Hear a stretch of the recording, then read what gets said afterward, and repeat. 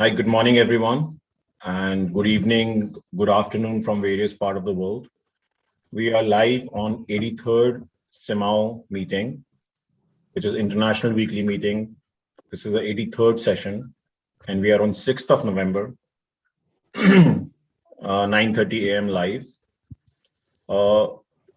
We have been doing this session for the last many years now, and it is our always efforts to bring knowledge and various views of different associations.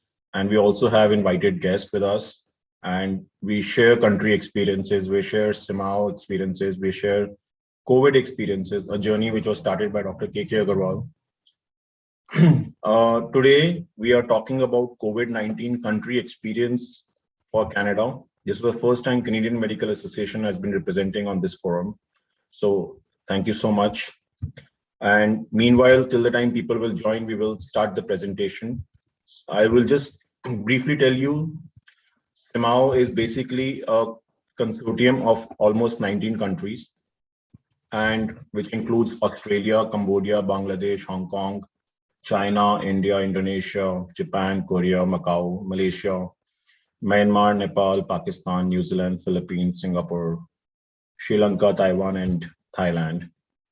And with this, we also have a special guest, usually from World Medical Association, who will be joining very soon.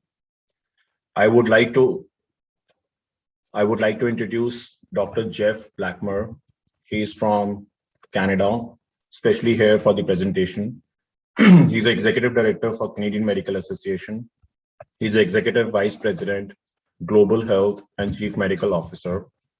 He's also the Assistant Professor in University of Ottawa.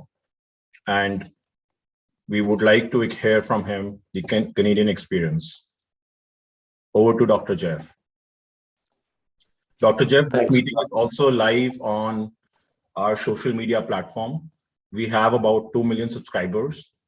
This base is, which was started by Dr. K.K. Agarwal, who was the president of CMAAO last year, and we lost him during the COVID. So this session is all live in that platform, and we will introduce all those other guests once the presentation is over. Thanks so much, Saurabh, and thanks again for the kind invitation to be here tonight. It's a little bit after midnight where I am. We're all on different time zones. One of the ongoing challenges with virtual meetings during the time of COVID, but great to be here and share the experience and some of the learnings that we've had in Canada. I'm just going to try and share my screen here. Sure. Now, do I need, let's see, that might work. Can you just let me know, can people see that? Yeah, absolutely, it's fine. Okay, terrific, thank you. So, so again, many thanks for inviting me here tonight, and certainly won't talk for too long and leave time for questions and discussion. But I wanted to give you a little bit of an overview of some of the things that we've encountered in Canada and some of the priorities that we've worked on from the perspective of the Canadian Medical Association. As Saurabh said, I'm the VP of Global Health, the Chief Medical Officer, and have been involved in most of the work that we've been doing in this area. And I suspect that a lot of this will be very familiar to you folks. I know through many conversations with colleagues around the world, there's certainly a lot of overlap in terms of the issues that we've been dealing with and the problems that we've been facing.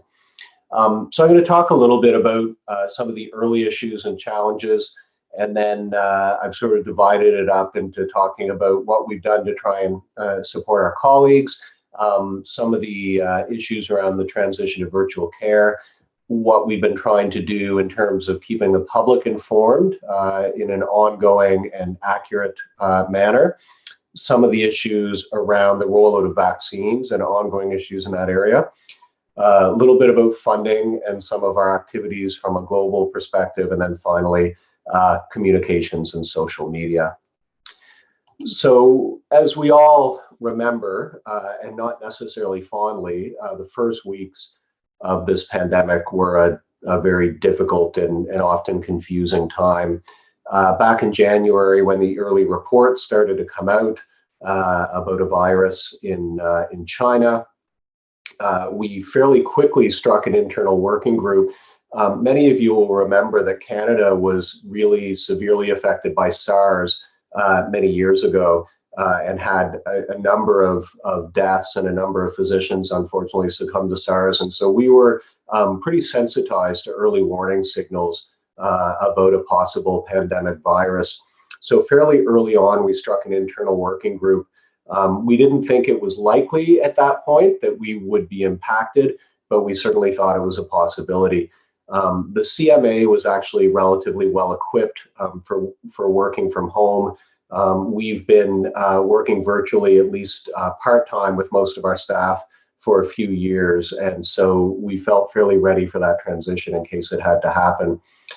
And then a few weeks later, sometime around mid-March or so, as in many parts of the world, the country really shut down almost overnight. We went fully virtual from the office. We have about 300 employees, and we asked them all to stay home to work. A huge impact on the medical profession, of course.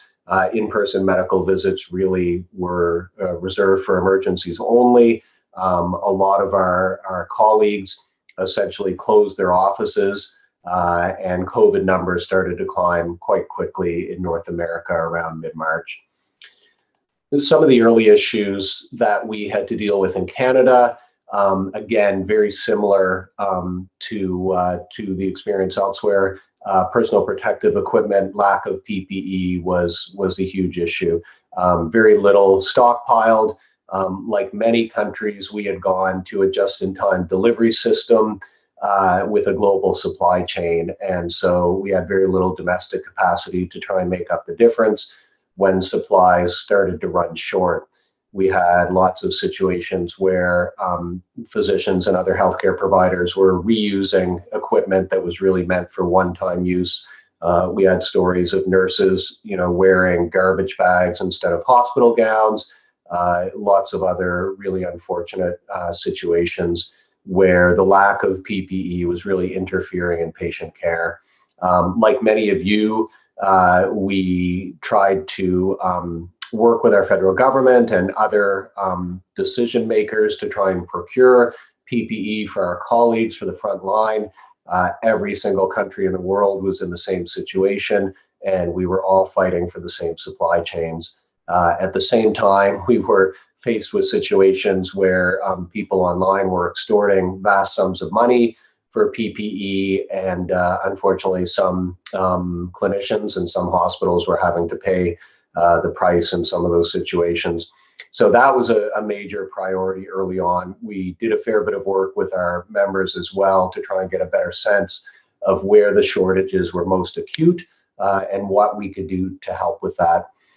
One of the first things I was called on to do, I have a background in medical ethics, and the early reports out of Italy, as we all recall, were extremely troubling in terms of some of the heart-wrenching life and death decisions that were being made around triage and who would get access to life-saving and sustaining interventions.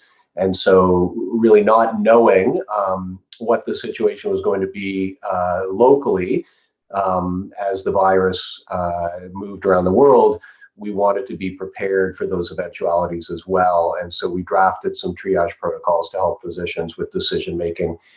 I think one of the real challenges and frustrations for all of us during those first few months was this concept of, in many cases, leading in a vacuum.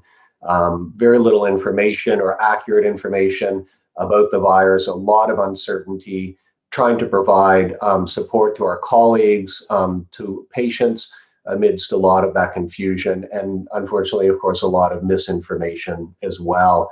And so some of the early things that we tried to do in the early days were really to sort of undertake some online campaigns aimed primarily at patients and the public in those areas where we did have information. So to stay at home, to social distance, to wash your hands, personal hygiene, disinfecting, not touching your face, all those types of things, looking after each other, staying connected with family and loved ones. But even at this point, there was a lot of uncertainty around the use of masks, whether those should be reserved for healthcare providers only, whether they should be worn in public. And so trying to keep up with the evidence and learning from our colleagues in other locations was one of the challenges at that time. We tried to keep in close touch with members to share the information that we did have and what we were learning from other locations. And we undertook regular emails to them with just-in-time information as those details emerged. So you can see here as an example, 5 things to tell your patients about preventing the spread of COVID. So those were some of the things that we were trying to do in the early days while we were still trying to figure out exactly what it was that was going on. One of the consistent priorities for the organization, and I would say certainly for a lot of folks in society as well, is this idea of ongoing support for physicians and healthcare providers. I know this in some parts of the world has not been as prominent. I know in some parts of the world, physicians and healthcare providers at times have been seen as vectors of transmission, have not been as widely supported. We've certainly tried to work with politicians and the public to make sure that people do understand the role that healthcare providers are playing, the sacrifices that they're making, and the importance of supporting the profession. We've tried to do our part, of course, as a member association on a variety of fronts. So one of those is just, the clinical tools and products to provide up-to-date information for clinicians, peer-reviewed and scientifically accurate information. We have a for-profit branch that does our leadership training and our clinical products and services called Jewel, and journal, the Canadian Medical Association Journal, and we've leveraged those resources to provide constant and ongoing updates to the tools and products from a clinical standpoint. We've also recognized, as you all have as well, the impact on physician wellness. This was already an area of concern for all of us prior to this pandemic, recognizing the epidemic of burnout in the medical profession, the stress that our colleagues are under, and COVID certainly has made that worse in almost every respect. And so we put a lot of resources into mental health and wellness for our colleagues. We've established a 24/7 support line, wellness connection platform to bring physicians together. We've established a physician wellness hub where we have all the resources and tools in one location. And then consistently over the last year and a half, we've undertaken podcasts and seminars and published tools to help with those issues of mental health and wellness. We still recognize that more needs to be done. This continues to be an area of priority for us where we continue to put a lot of resources. There's no question that the pandemic has taken a toll on physicians, on nurses, on other frontline providers. We've seen retirements. We've seen people leaving the profession. We've seen people taking time off to look after themselves. And of course, all of these things make problems worse because then there are less resources to go around. Another issue that we've dealt with as well, as I mentioned quite early on in the pandemic, most physicians really had to close their offices. And that had a really significant financial impact, not just on physicians, but on the people that they employ in their offices. And there's a real trickle down sort of financial impact when an office closes, as all of you know. The federal government, as they did in a number of countries, launched some COVID support programs, and we advocated early and strongly to make sure that physicians would be eligible for those and provided guidance and support to them as well in that area. And here's a screenshot from our website, and it just gives you a sense of some of the areas where we've really been trying to push resources out to physicians. And you can see, so for example, managing your practice, maintaining yours and your family's well-being during a pandemic, reaching out to physician health programs at the provincial level, resources to share with patients, articles from our journal, resources around use of PPE, and then a large section on clinical resources on COVID-19. So this is a screenshot from relatively early in the pandemic, but it gives you a sense of some of the priority areas where we were trying to push out that information. And here's some of the content that we had around publicizing the launch of, for example, here the Physician Wellness Hub, where all these resources were put into one place that members could access to try and stay well. And then this physician health and wellness support line, which, as you can imagine, required a lot of intensive work and resources to make sure that that was properly staffed. And doctors have been making use of that during the pandemic. So again, this has been really a priority issue for us, and both through the direct support for physicians and members, as well as working on advocacy at various levels to ensure that the public and politicians have clearly understood the impact of the pandemic on our colleagues. Another big area of activity has been around the transition to virtual care. So essentially overnight, Canada, like many countries, went from a situation where we had a very small percentage of care that was being offered from a virtual perspective.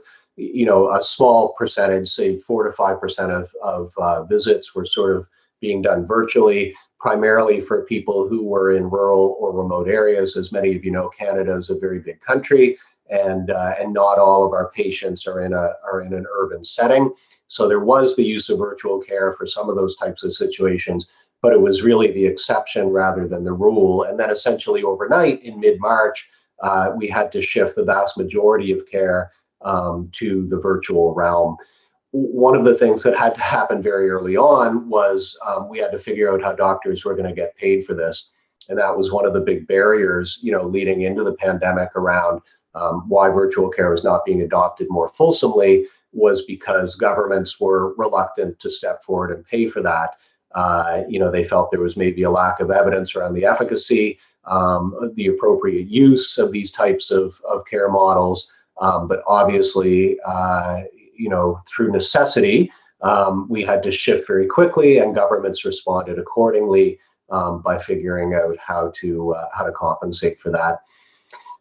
We had actually just completed a year-long effort in conjunction with some other associations in Canada, where we had a virtual care task force that was set up and had released a report only a few weeks before the pandemic, outlining appropriate use and the types of supports that would be necessary for virtual care to become a reality.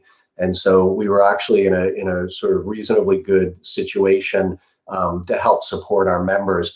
In fact, in March of 2020, just as the pandemic was really getting bad, we launched what we called the Virtual Care Playbook, which was targeted for physicians and really outlined sort of the principles underlying virtual care, the technology required, the appropriate use, the barriers, and ways to overcome some of those barriers. So that was just sort of by happenstance, quite timely.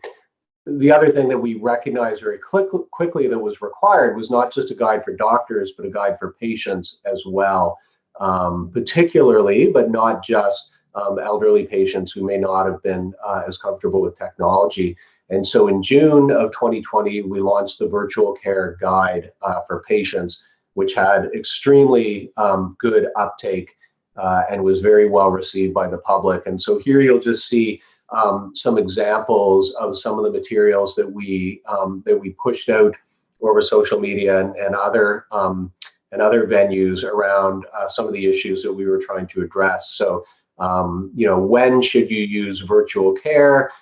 When should you not use virtual care? Things like just, you know, really basic things like how to get ready, how to book your appointment, how to have your device ready, how to get your space ready, making sure that you were properly prepared. I think a lot of patients, you know, are certainly used to going into a doctor's office and they, you know, there's a routine that's followed. you check in, you see the nurse often, then you see the doctor, and they're not as used to that routine, obviously, online or on the telephone. And so trying to prepare them for what to expect was really important for our members so that they could sort of optimize the time that they had. And then these checklists before your visit, what to have ready, during your visit, what to do, and then after your visit. And again, the feedback that we received was that this was really very helpful because this was all new to the vast majority of the population. So even the logistics, could sometimes prove challenging. Another really important tool that we had was something we called COVID questions. And this was really in response to all of the information that was very quickly going online from, as you all know, a very wide variety of sources, some of them reliable and some of them very, very unreliable, and spreading misinformation. And so quite early in the pandemic, we and some of the other healthcare organizations in Canada saw a need to publish in real time information for patients and the public that was accurate and scientifically valid, that they could refer to and feel very comfortable that this was the right information and accurate information. This was reviewed by physicians before being published. It was focused on key and emerging issues as we went along, and also received public questions and feedback and responded to those continually as well. It really has become the go-to source of information for patients in the media. Thankfully, it's been kind of a one-stop shop for a lot of people who have questions where they would like accurate information that they know is unbiased and scientifically valid. And it's been in many cases a useful counter to some of the unfortunate misinformation campaigns that we've all seen.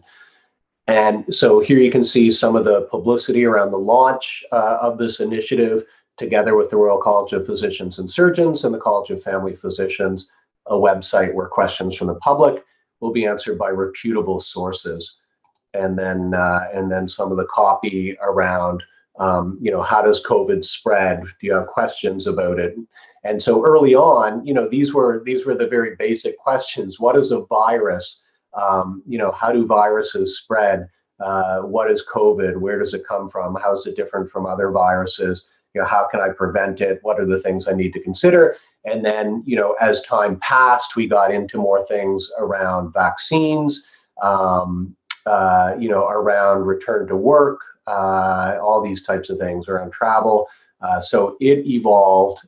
The site has evolved and has stayed live as the pandemic has evolved. And so that leads us into all the work around vaccines that we've all been doing for the last year or so. And as for many healthcare and physician organizations, we started out by working with governments and decision makers to make sure that frontline healthcare providers were prioritized along with the high-risk populations, and worked with our colleagues to make sure that they were prepared to provide the vaccinations, to answer questions, providing accurate information to patients and the public, again, through COVID questions primarily. We worked with our nurse colleagues this summer when we started to get a lot of questions around obligations for physicians and other healthcare providers in terms of getting the vaccines themselves. And we came out with a very strong statement that supported mandatory vaccines for healthcare providers. Right now in Canada, we actually this week are in the middle of a fairly significant controversy in this area. As some of you will know, in Canada, healthcare responsibility for healthcare is at the provincial level. We have 10 provinces and 3 territories. And so it's up to each one of those jurisdictions to decide whether or not to make vaccines mandatory for doctors and nurses in their jurisdictions. Some of them have done so, and just this week, 2 provinces which had committed to make them mandatory at the last second backed down and said that they were concerned about the impact on the number of available healthcare providers, and that's caused a lot of controversy and a lot of politicization over the last 48 hours or so. And so we continue to work through some of those challenges, but we have been very vocal about the need for doctors and nurses and other providers to get vaccinated. Another big issue here as elsewhere has been around the issue of what some people have called vaccine passports or vaccine documentation. So for example, tonight I went out with my family to a restaurant and had to show proof of vaccination to be able to eat at that restaurant.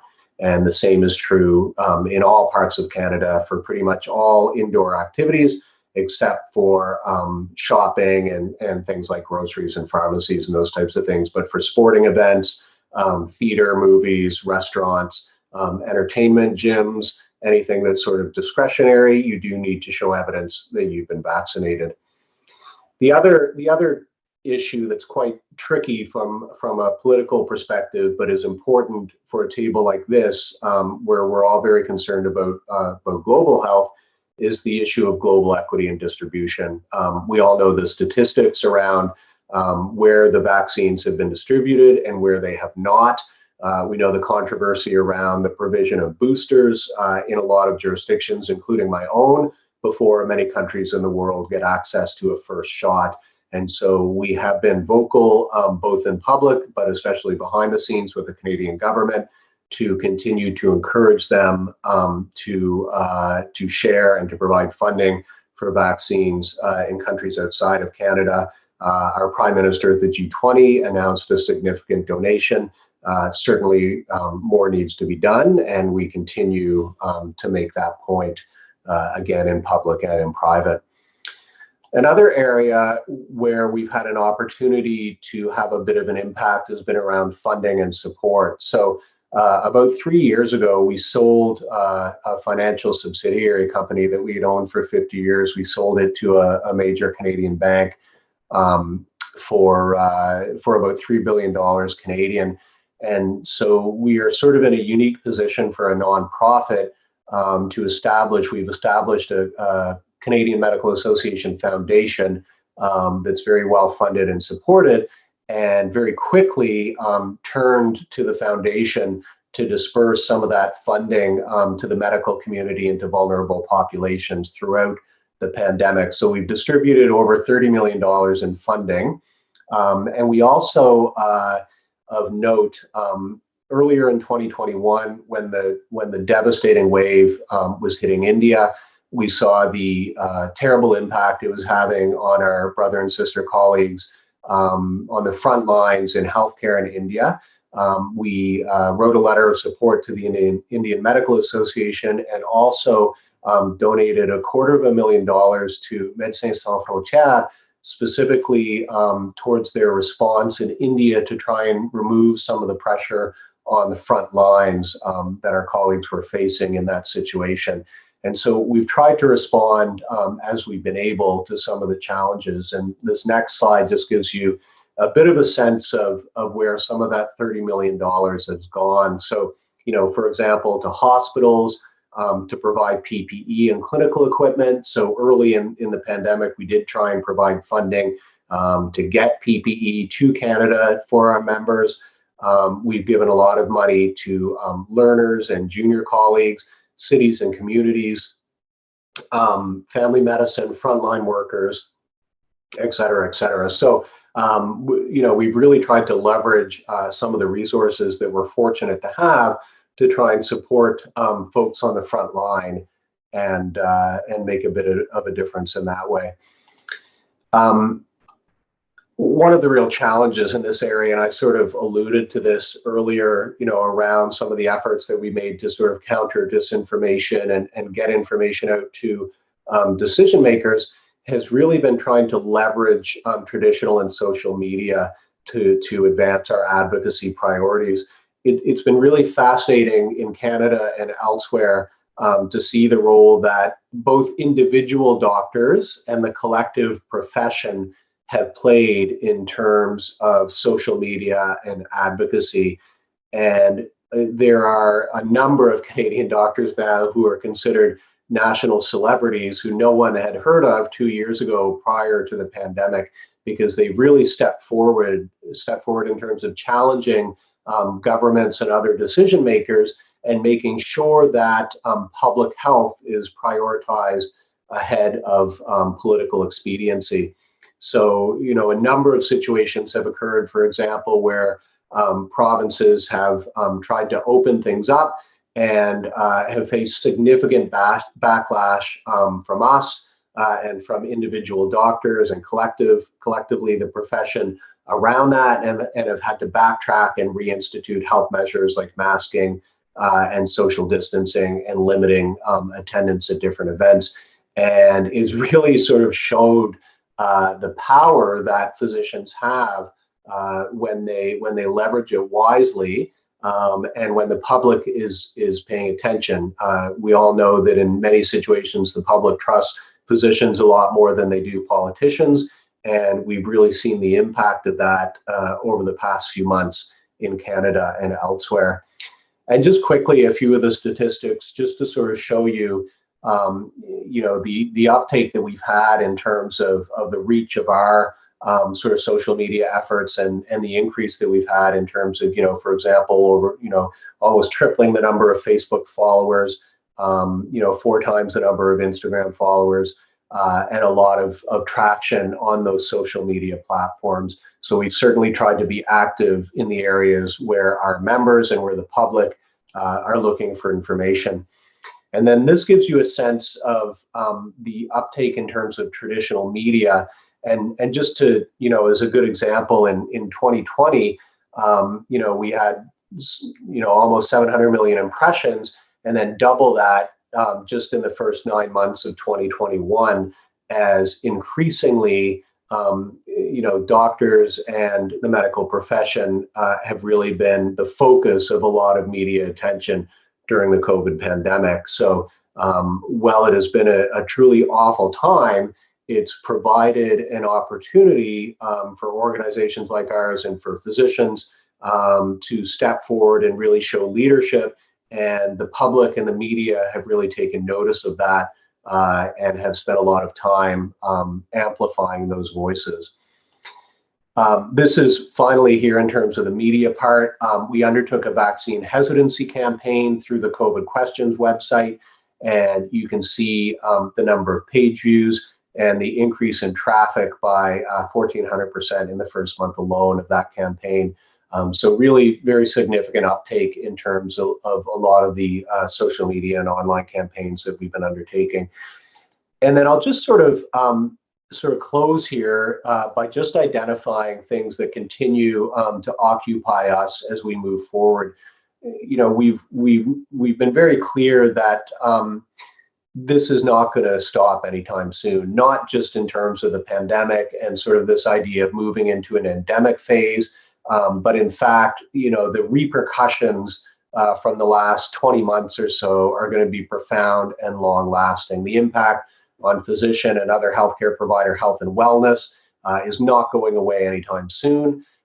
It has really highlighted here and elsewhere profound concerns around health human resources. We were under-resourced and underfunded when this pandemic started, and we are even in a worse situation at the current point in time. And so that's going to be an area of focus for a long time.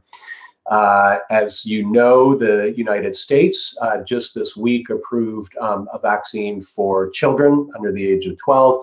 We anticipate that Canada will follow before the end of November. And so there is a lot of work going on in the background to ensure a successful launch of that campaign. As you can imagine, lots of conversation around vaccine hesitancy on the part of parents, even parents who would get vaccinated themselves may be reluctant to consider it for their children. So we are working hard to prepare for that. And then, as we all recognize, there's a tremendous health services backlog now, thousands and thousands of surgeries and interventions that have been put on hold because of the pandemic. That is going to take years for us to clear, that will also have significant impacts on health human resources and physician health and wellness. And so the story of this pandemic will continue to be written for a long time to come.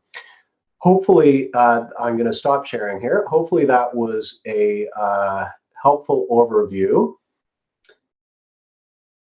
And I've just tried to sort of highlight some of the key issues in Canada and some of the ways that the CMA tried to respond. And I'm certainly happy to answer any questions. Thank you very much again for the invitation, and thanks for your attention.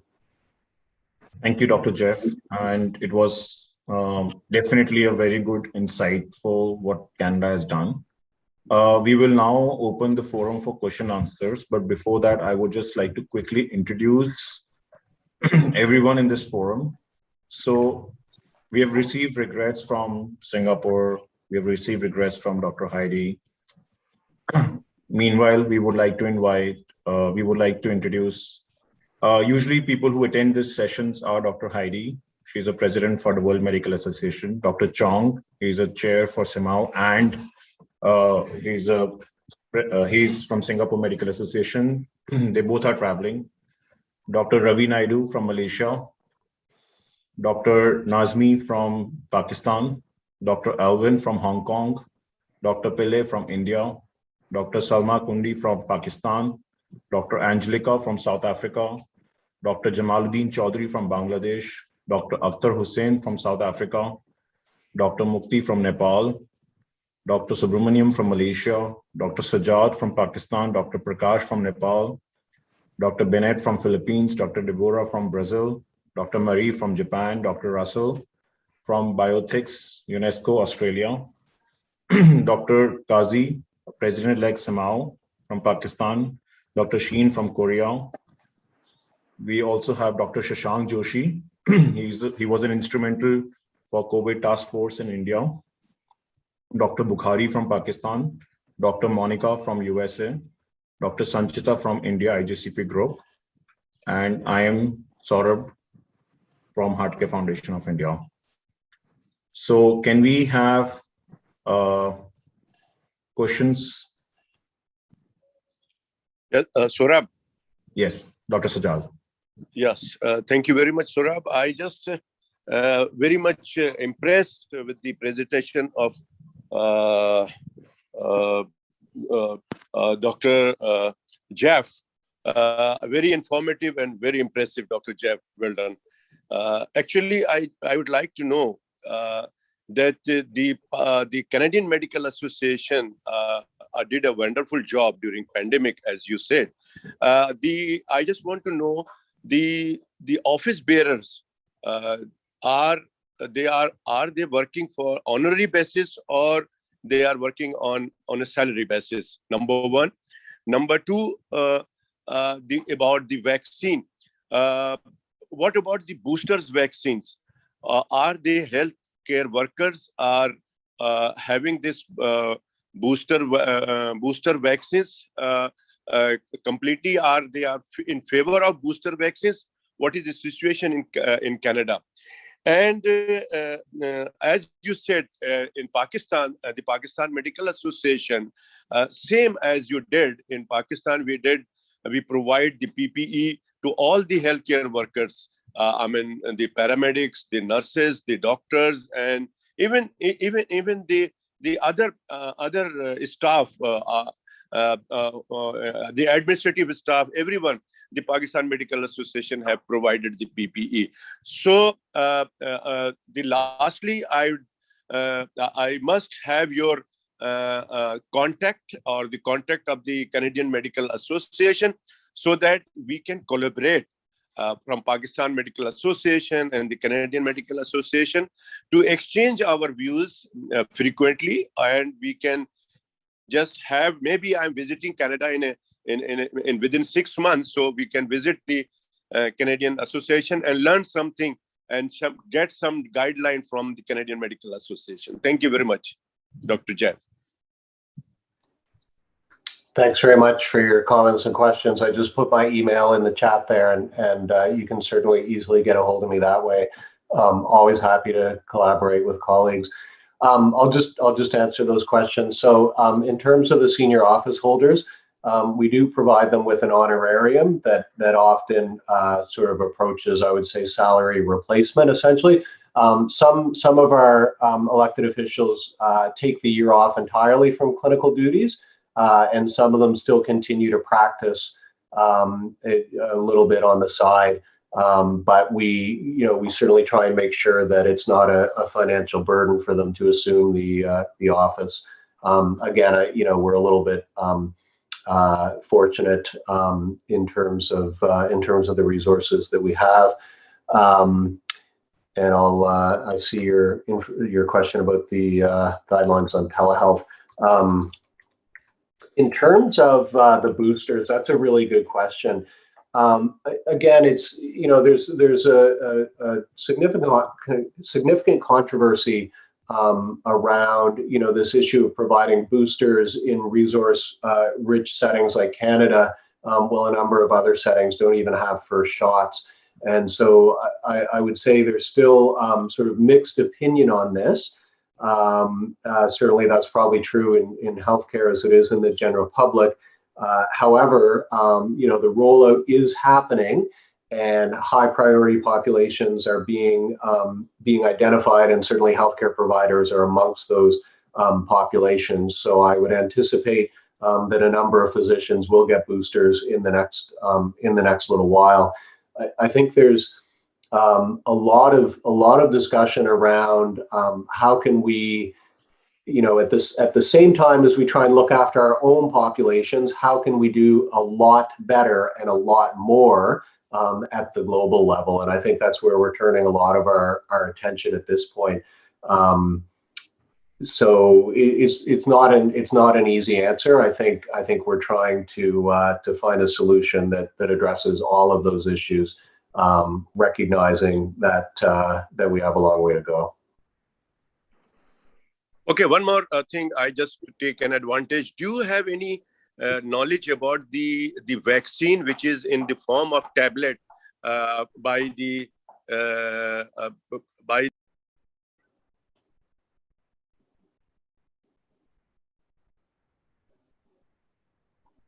Did we lose the connection? Yeah, I think we lost him in the virtual meeting, the benefits and the disadvantage of being on the virtual meeting. So, okay. And I think it was a question around a vaccine in tablet form, and I don't have any insights into that. Yeah, okay. So meanwhile he joins, do we have another question? Dr. Jeff, can you cover something on the vaccination for the children? And is there any, I heard there are specifics in terms of new diseases coming in, new issues coming in for the children. There are some, infections across Canada. Anything on that front? Yeah, so they just announced today, the Public Health Agency of Canada, that the majority of infections now, of new infections, are in children under the age of 12, and that's the first time we've seen that during this pandemic. As you know, thankfully, the impact tends to be much lower, of course, in the pediatric population. However, we are still seeing severe cases in up to 1% of children, and obviously they represent an important vector in terms of transmission to more vulnerable populations. So we're definitely seeing an increase, which is not surprising because they're an unvaccinated population and they're going to school. Schools are pretty much all open in Canada. In most places, kids do wear masks, but still, younger kids especially don't always keep those on. And so there's been a lot of attention paid to, the possibility of vaccinations in that population. I spoke to someone from our public health agency earlier this afternoon, and they indicated that they were hoping that the review process would be complete before the end of the month. We're anticipating that will probably be the case. And certainly Canada, I can tell you the government has consistently indicated they're ready to roll out the vaccine. They have sufficient supplies for the pediatric population. So I don't think it will take very long for that to happen. Yeah. Thank you, Dr. Jeff. Can I ask one or two issues? The mandatory vaccine only for healthcare worker. Why not the other vulnerable groups? That's the one. Second one, is there any choice of vaccination that healthcare worker can choose which vaccine they want? Or is it mandatory to just take one vaccine? Thank you. Over to you. Thank you. Yeah, thanks for those questions.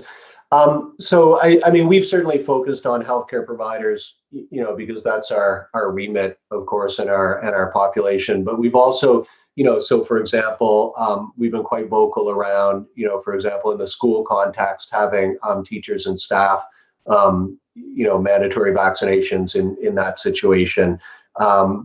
The other thing that our stance has done is it's provided political cover for the federal government to insist that all federal employees be vaccinated, which is many, hundreds of thousands of people. And so even though that's not sort of within our sphere of influence necessarily, by us coming out and taking a strong stance with our membership, it's allowed other parts of the other sectors in society to do the same with their own. So that, I think that's been really helpful in terms of just moving the needle on the mandatory sort of nature of vaccinations. We've seen the same in the US as well, where the AMA really came out very strongly along with a lot of the other organizations. And then Biden was able to sort of follow behind that and issue mandates for other sectors. At the moment, right now, people can pretty much pick and choose their vaccines here in Canada. It's really pretty much Moderna and Pfizer. We did have a few doses of Johnson & Johnson, but I'm not even sure if they ever got administered. And then I don't know where things are with AstraZeneca. It sort of got put on hold with some of the side effects and complications. And I think, now that we're in a situation where supply is sort of greater than demand, people can pretty much choose which vaccine they want, which I recognize is a bit of, we're pretty fortunate to be in that situation.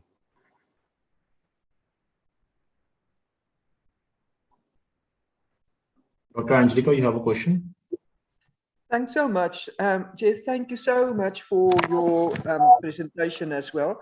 I tried to look on your website to see where the e-health thing is that you have presented to us, but maybe I'm not sure where to go in there because I couldn't find it. So that's the one thing. But I want to actually ask a question around the children. I know that there's a higher incidence that we are now seeing around the children, but would it be more with severe disease? Would it be more children that is already been compromised with chronic diseases or other immune diseases, that they are more likely to be fall in the group of severe disease? Or doesn't it matter?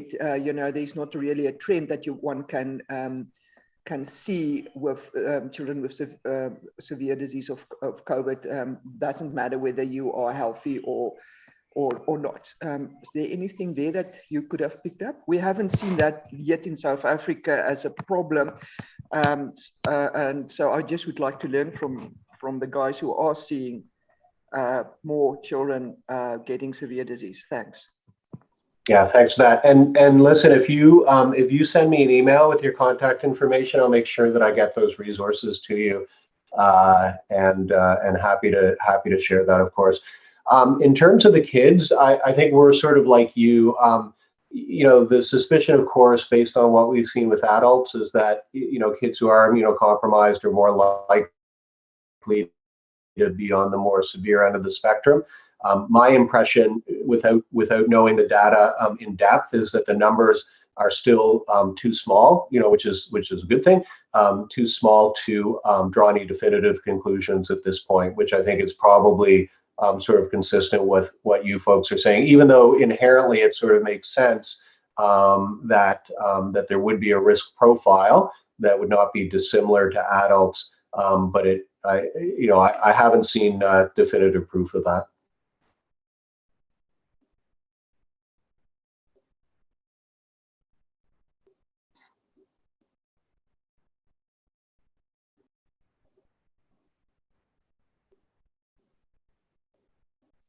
Thank you. Anyone else has a question? Saurabh, I think Yes, I have lost the connection. Yeah. Okay. Dr. Jeff, I just want to know that the Pfizer company has launched a tablet vaccine. Do you have any, can you comment on that? They claim that this tablet vaccine for corona is 98% efficacy. What do you think about that? Yeah, so I'm not so. I know there's a tablet. It's not a vaccine, but it's a treatment. It's a treatment within the first 5 days of illness, so very early on, and it's a combination antiretroviral. And I think I saw today something like 91% reduction in hospitalization and severe disease. And I'm not sure about a tablet vaccine, although there was a note in the chat that there may be a tablet in a phase 1 trial. The Pfizer treatment, the first information we've seen about it, though, was just in the last day or two. There is an antiretroviral tablet that's been approved in Britain that was not as impressive in terms of the results, but still did show a decline in hospitalization and severe disease. So I suspect that we're going to see a lot more emphasis on not just the vaccination piece, but the treatment over the next few months, because there's obviously some antiretroviral combinations that are proving fairly effective. And if they can cut down hospitalizations to that extent, they're going to be extremely impactful just in terms of the financial aspect as well. Okay, Dr. Okay, thank you very much. One more thing I would like to know. Dr. Pillai, just please, thank you very much. Yeah. I just want to know in Canada, Dr. Jeff, can you say do you have any data about the death of the healthcare worker? Rather, I can say the doctors. How many doctors expired in Canada during this COVID-19 during their duties? Do you have any idea? Yeah, no, thanks for that question.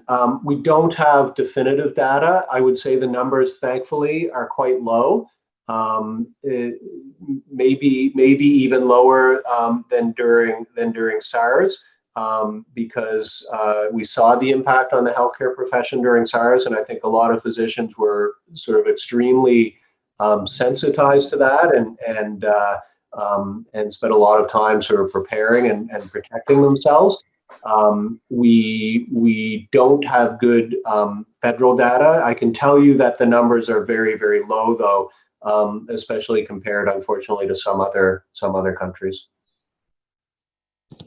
Actually, I asked this question because the doctors who have been working in Corona ward, the doctors, those who are treating the Corona patient, they are very less number have expired, and mostly the doctors who expired in Pakistan, they belong to other specialty. Like me, as a ENT doctors, the anesthesiologists, the general practitioners, the eye surgeon, dentist, and the other, because what we have perceived that they are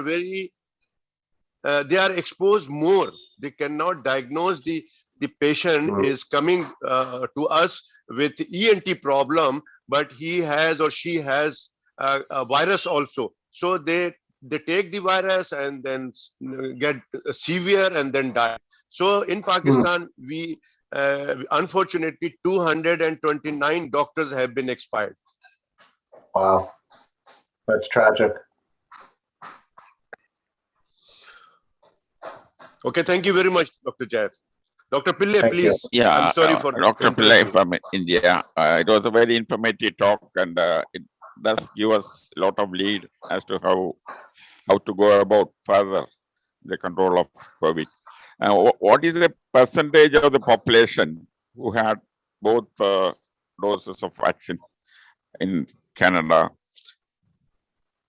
What percentage? So what's the percentage of population had full vaccination? Full vaccination. It's very high. It depends a little bit on the province, but in most provinces, it's at least 80%. and more often probably closer to 85. I'd have to look at the most recent numbers, but I'd say it's probably around 85% who are fully vaccinated. Now that's 85% of eligible people, so ages 12 and up. In terms of the total population, it's about 74%. But still, we're very fortunate that it's so high. So now, what is the number of cases you have? COVID cases. Yeah, do you still have? We do. They're quite low.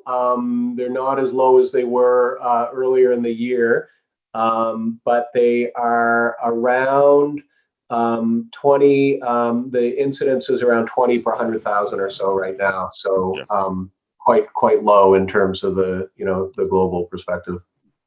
Present infection, is it by Delta variant or any other variant?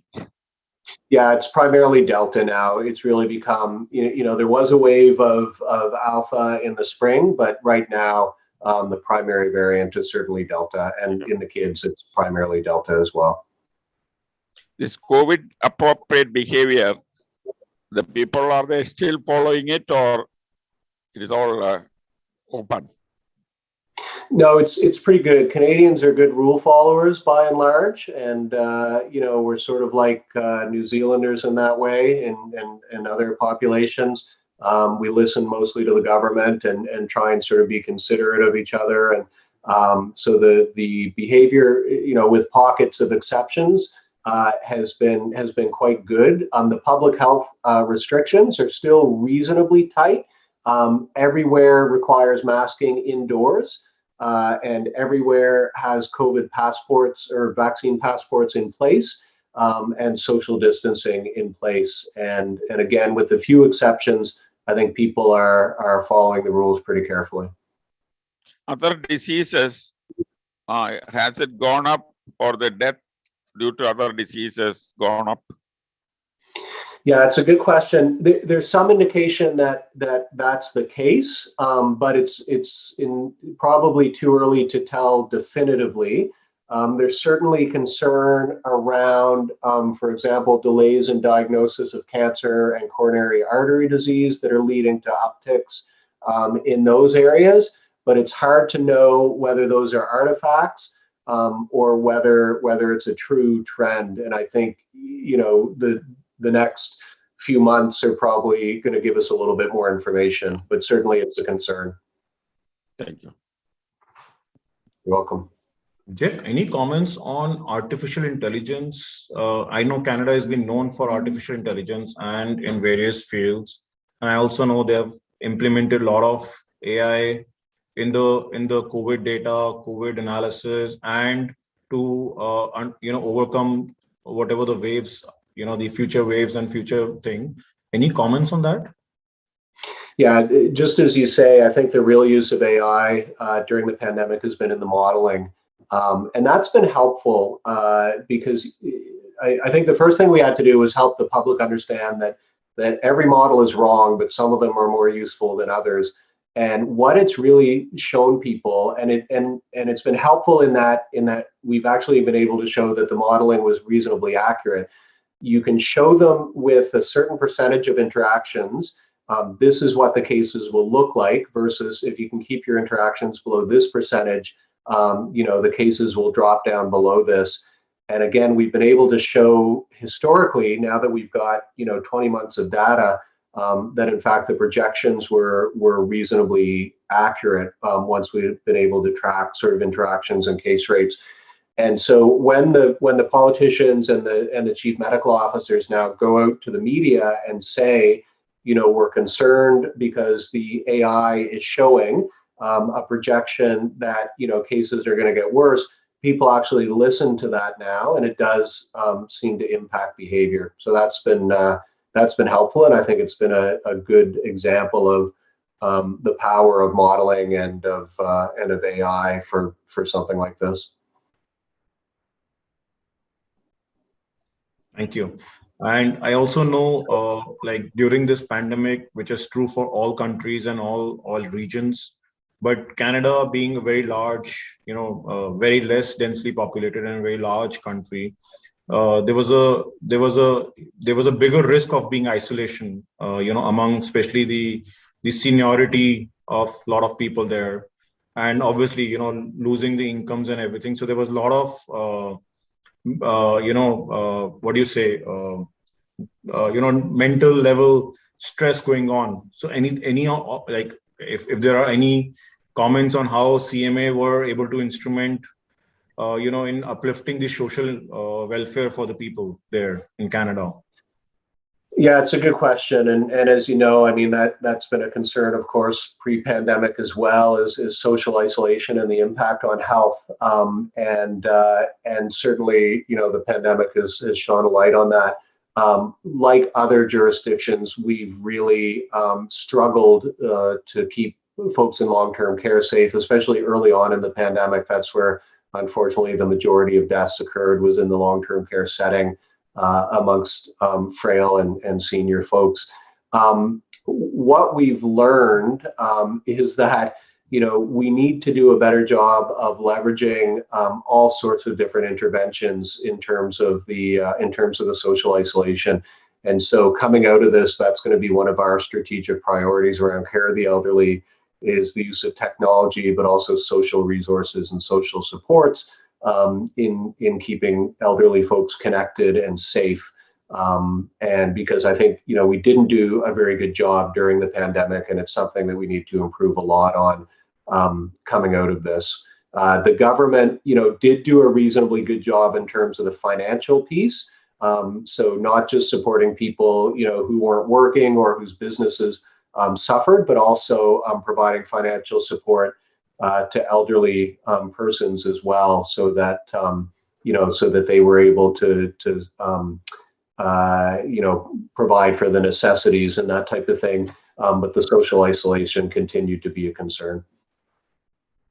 Thank you so much. That answers a lot of questions. And anyone else has a question for him?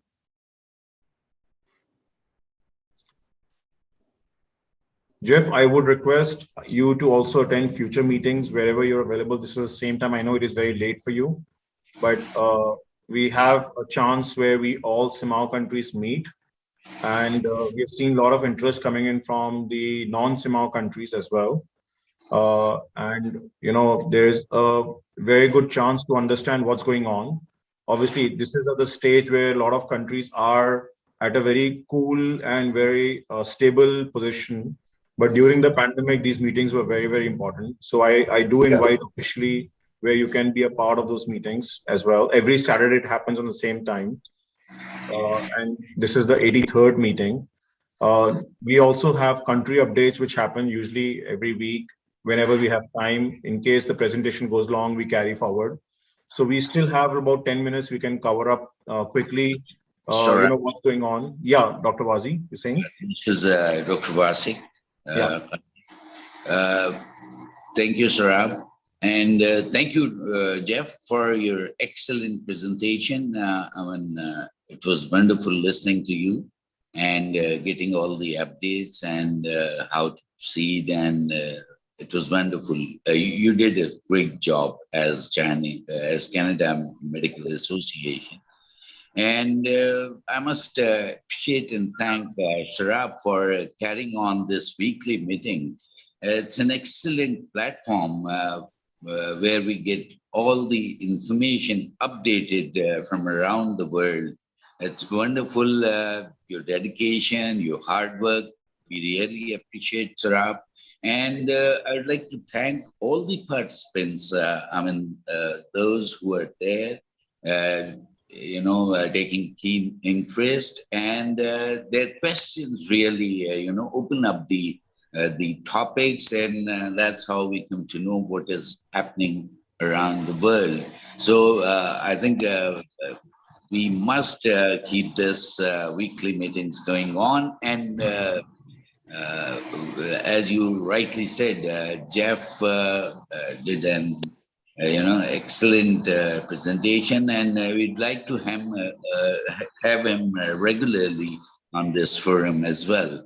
So, the COVID was covered very nicely during these weekly meetings, and everybody got the the latest and updated knowledge of its management and the researches going on and the upcoming efforts by the scientists that may help us in getting onto the life in a better normal life or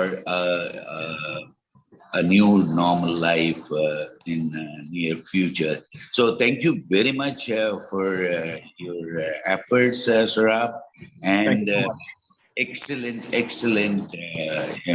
this platform for all of us.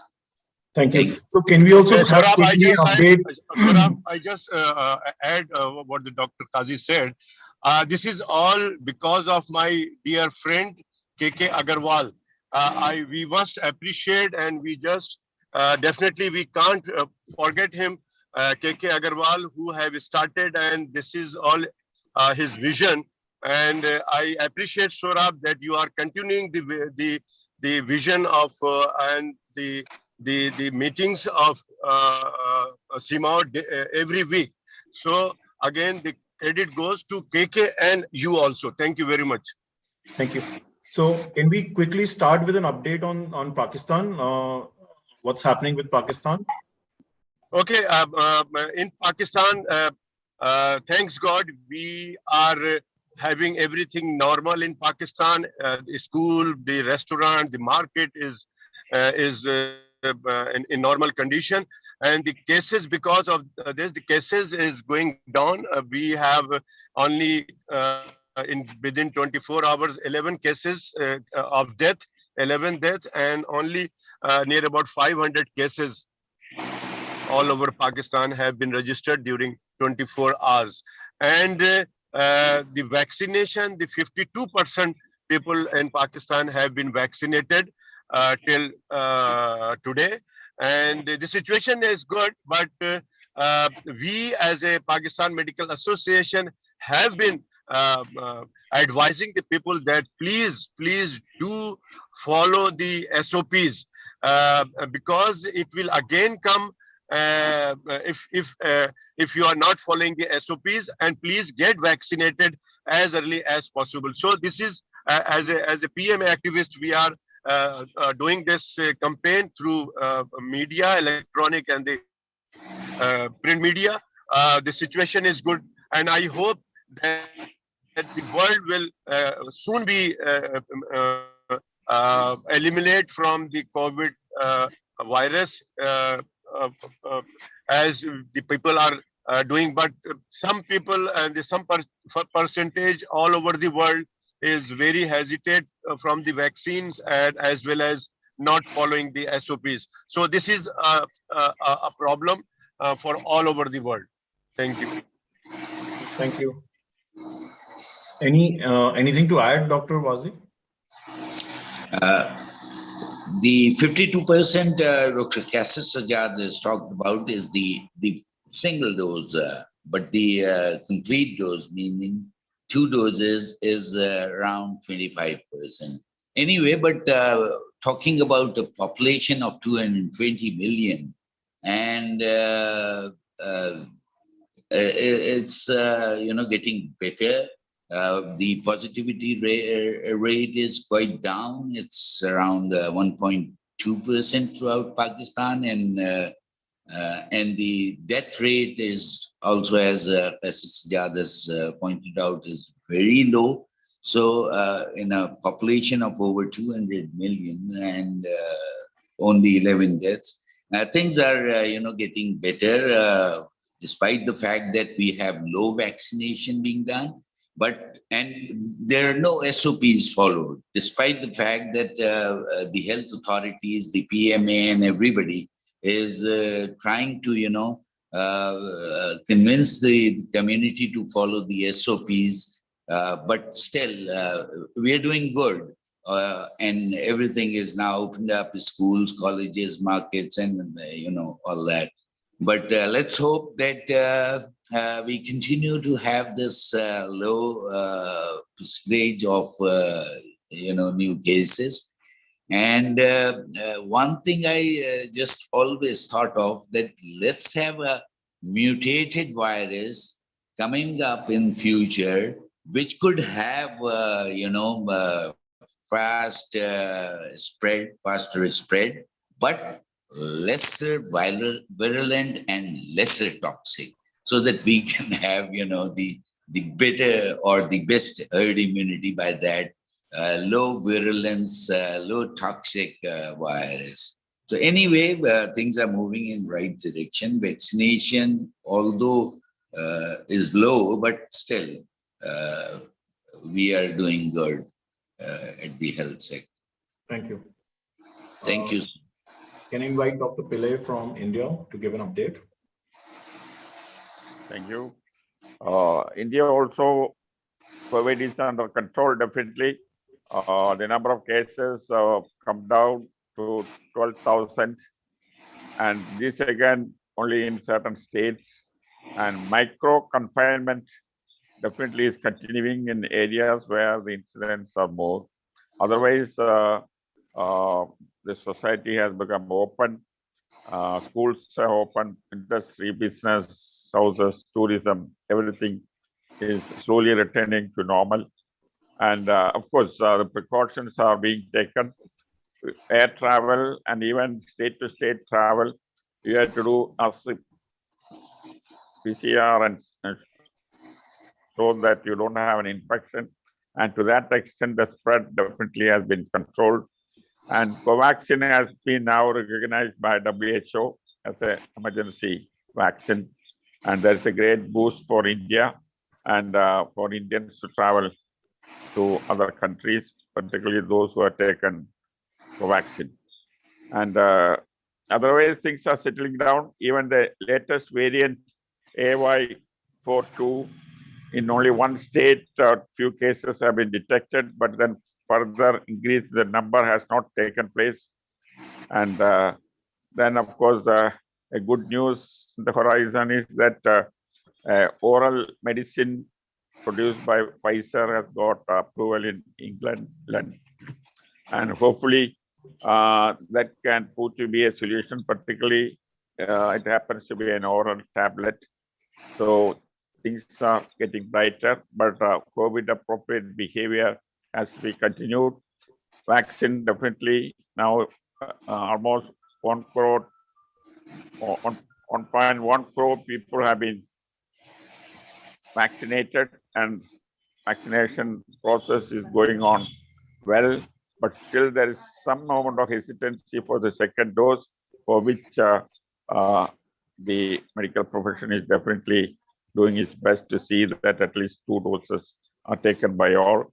But then silent infection definitely increases the antibody percentage in the population, which varies from 60 to 85%. Thank you. Just one question coming out. I don't know if Dr. Pillai can answer, or we also have Dr. Arun. India is like, we have seen in winters, we usually have a lot of pollution problem. And during the COVID, people have seen a lot of issues with the lung. So is pollution causing, for a long COVID, is it causing more severe problem for people who have COVID and had a severe disease of lungs? And is it affecting more? And will that, if somebody is having a COVID right now and suffering, and in this pollution level, so what's the correlation? Is there any answers for that? Of course, Dr. Joshi is there to answer it still. I just saw Dr. Joshi, but I comment. think he's just missed out with the connection, I believe. Okay.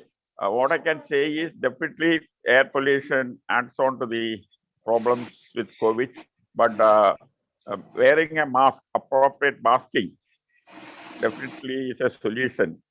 And the government has taken a lot of steps to see that pollution is down. But because of the Diwali celebration and the crackers, maybe temporarily for 2-3 days, the air pollution has gone up, and we hope it will come down, and it's not going to be a permanent problem. Even burning of hay and other things in the paddy fields, a lot of restrictions have been brought out. methodologies are being used rather than burning it.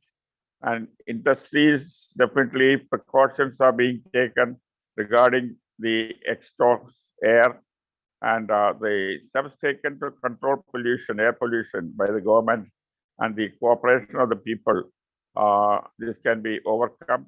And the present high level in Delhi is mainly because of the Diwali celebration, and it will settle down maybe 2 or 3 days. Absolutely. So I think there was a news which says pollution has actually hugely affected the respiratory health systems of the people with the lung disease, and people should wear masks. That is the only way to help during COVID and pollution. And it has led to several cases of COVID as well. So can I have South Africa, Angelica and Dr. Akhtar Hussain to give an update? Sorry, just trying to unmute myself. I will leave the data to Dr.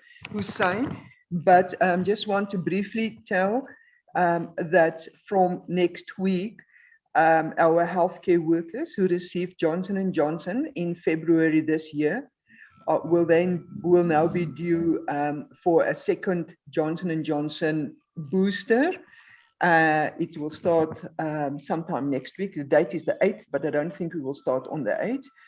And it's around about 500,000 healthcare workers, and we're trying to get them vaccinated before middle of December, as we expect our fourth wave to maybe start during that time.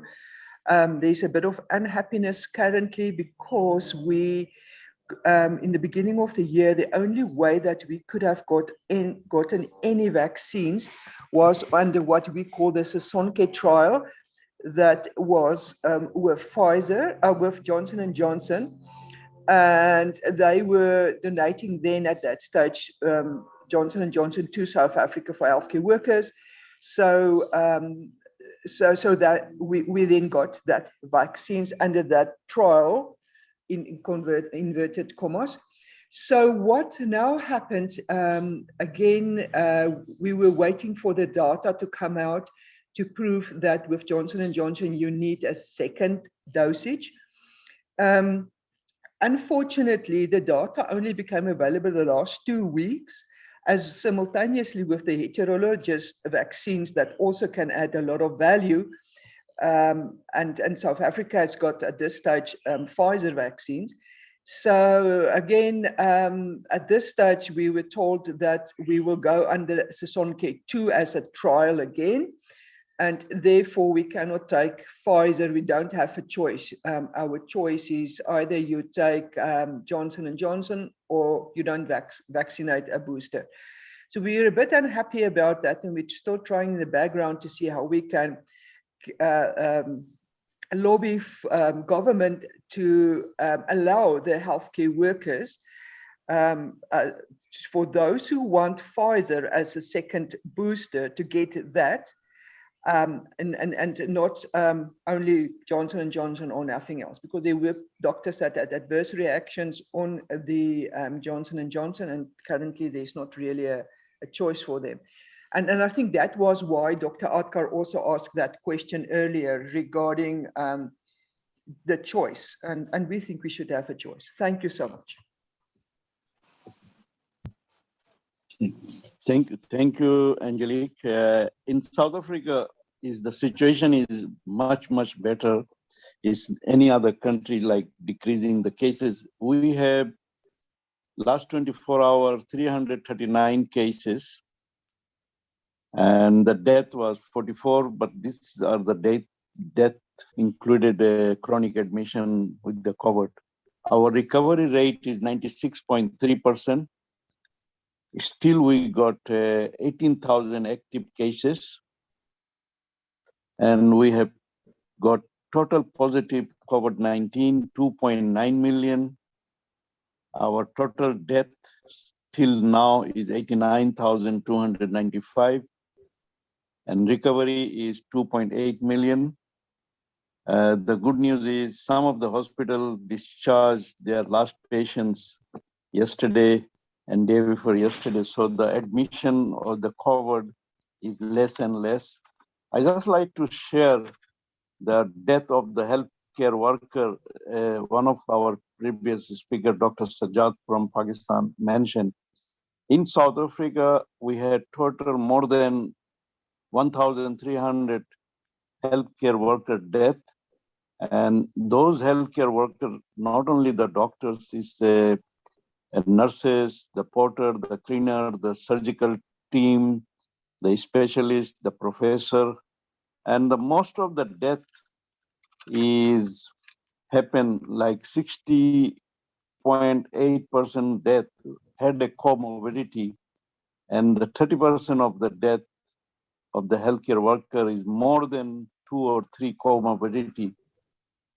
And this pandemic, we have 9,000 healthcare workers was admitted in the hospital, and their most of the age factor was more than 40 years of those deaths.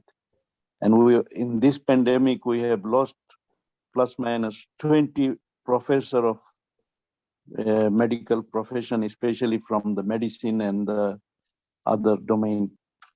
So that's was our statistic. Thank you, Sharab. Thank you. So thank you, everyone. Dr. Jeff, we would like to just have a last question from you. I understand in America, in US, there were a lot of revolt or backing out for the vaccination among the healthcare workers. Is that something which happened in Canada? And before I can ask for that, we also have Dr. Kar Chai Ko, I believe. Can you have? I just saw from Malaysia. Can you please introduce and give an update from Malaysia? Yes, I'm Dr. Ko from Malaysia. I'm the Vice Chair of CMAAO. Well, Malaysia, the latest statistics on our population who is vaccinated, adults, we have totally, who have received 2 vaccinations, about 95% now. And children between ages of 12 to 18, we are touching about 60% of vaccination. So the number of cases in hospitals are dropping. We just hope that it will remain so, or even drop even further. So the active cases in Malaysia, sad to say, we are still touching about 4,000 to 5,000 per day at the moment. And we still have got death cases coming in. And as of yesterday, we still had about 40 over death per day. Of course, it came down from 100 plus, 200 plus over the past week or so. So overall, I think the picture we are seeing here is that there is actually an improvement due to the vaccination. And we are now embarking on booster doses for our frontliners and the those elderly as well as immunocompromised. And our stand in Malaysia is that for those who have been vaccinated with Sinovac from the Sinovac vaccine, 3 months post second dose, we are giving them a booster dose of Pfizer, that is heterologous. And then for those who have been vaccinated with 2 doses of Pfizer, we are now giving them a booster of Pfizer after 6 months. As for those who have been vaccinated with AstraZeneca, there's no guidelines on that yet. So for Malaysia, these are the 3 vaccines which we have. Thank you. Thank you so much. Yeah, Dr. Jeff, would you like to answer that question before we wind up the meeting? Sure. Yeah, thank you. Thankfully, we've seen relatively low vaccine hesitancy amongst physicians and healthcare providers here. Unfortunately, of course, even a small number is too many, and the very few physicians who have spoken out against vaccines tend to get a lot of attention. So even though it's a very, very small number, it probably appears larger in the public's view. We don't have really good sort of national data in terms of percent of uptake, but when hospitals have come out with their individual data, generally for physicians, it's between 97 and 100% uptake for physicians, a little bit lower for some other healthcare workers, but still quite high. Although again, I think anything less than 100 is really unfortunate. Okay, so with this note, thank you so much. I really appreciate your time. I know we have brought you as a speaker, but this time zone is like a problem. But yeah, I really appreciate that you're like, it's a midnight over there in Canada, I believe. So I really thank you for bringing up time and giving us an update on what's happening in Canada. And I My also, pleasure. yeah, are you saying something? No, it was my pleasure. Thanks. Thank you so much. We would request you to be a part of these meetings at least once with a week. And with this note, we would like to end this meeting. See you again next week. We will bring more topics. In the future topics, we are trying to bring even the legal aspects of what's going on. We might bring a medical negligence during COVID, what happened as an international thing. So those topics we have covered, we will cover. We have brought nutrition as a topic before. We will bring those topics again. So it's not only the medical aspect. We have covered we have covered everything, all angles of what happened in COVID. And these are interesting meetings. So we would request everyone to be a part of this meeting. With this note, we would like to thank all our participants, guests, and all our member associations. Thank you so much. See you next week. Again, same time, same day.